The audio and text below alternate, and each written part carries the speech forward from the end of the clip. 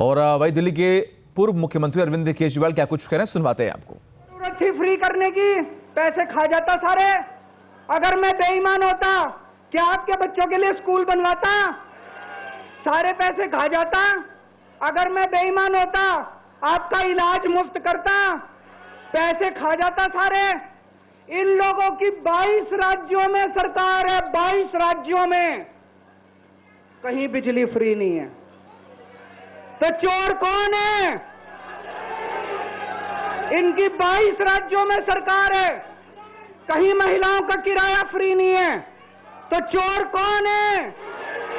आज आपके बीच में आया हूं, आपसे पूछने के लिए आया हूं, केजरीवाल चोर है या केजरीवाल को जेल भेजने वाले चोर हैं? जिन जिन लोगों को लगता है केजरीवाल ईमानदार है, हाथ खड़े करके बता दो जरा से। ये कैमरे वाले जरा से दिखा दो कि दिल्ली की जनता क्या सोचती है।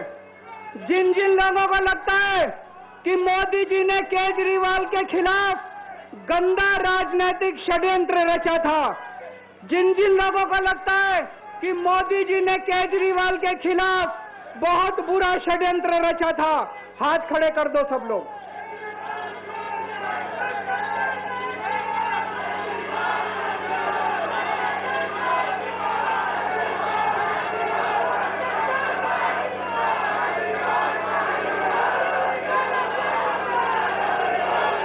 एक बात और करना चाहता हूं आज आपसे।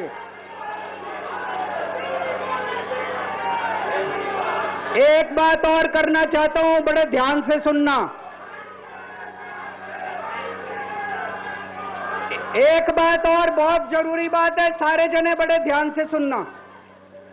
ये आरएसएस वाले कहते हैं हम राष्ट्रवादी हैं, आरएसएस वाले कहते हैं हम देशभक्त हैं।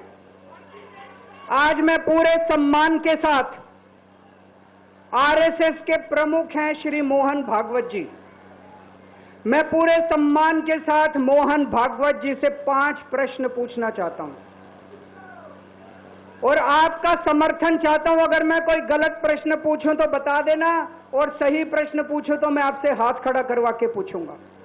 मेरा पहला प्रश्न है मोहन भागवत जी से।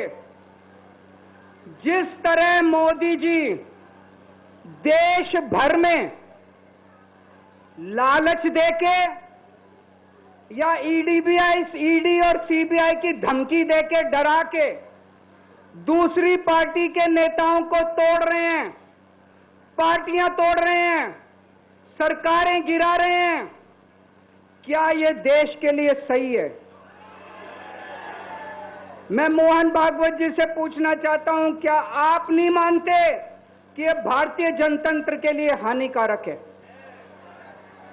पूछना चाहिए कि नहीं पूछना चाहिए मोहन भागवत जी से? मेरा दूसरा प्रश्न है उनसे, देश भर में सबसे भ्रष्टाचारी नेताओं को मोदी जी ने अपनी पार्टी में शामिल करवा लिया।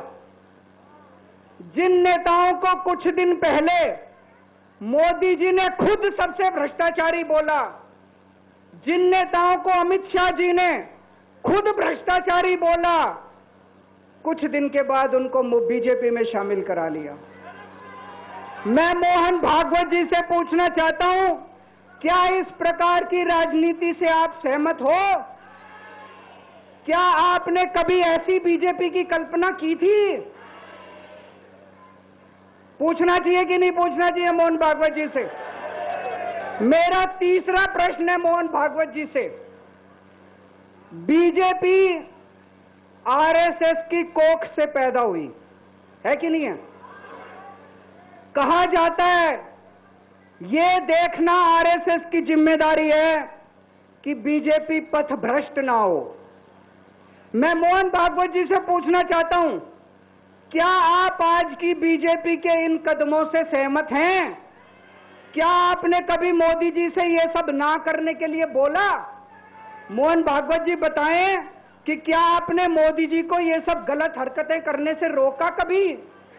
पूछना चाहिए नहीं पूछना चाहिए? मेरा चौथा प्रश्न है मोहन भागवत जी से, जेपी नड्डा जी ने लोकसभा चुनाव के दौरान उन्होंने कहा कि बीजेपी को अब आरएसएस की जरूरत नहीं है। आरएसएस बीजेपी की मां समान है कि नहीं है? क्या बेटा इतना बड़ा हो गया कि मां को आंखें दिखाने लग गया? क्या बेटा इतना बड़ा हो गया कि आज मां को आंखें दिखाने लग गया? जिस बेटे को पाल पोस के बड़ा किया, जिस बेटे को प्रधानमंत्री बनाया, आज वो बेटा पलट के मां को अपनी आंखें दिखा रहा है। मातृतुल्य संस्था आरएसएस, आज वो बेटा अपनी मातृतुल्य संस्था को आंखें दिखा रहा है। न्यूज नेशन अब व्हाट्सएप पर खबरों के ताजा अपडेट के लिए न्यूज नेशन के इस क्यूआर कोड को स्कैन करें।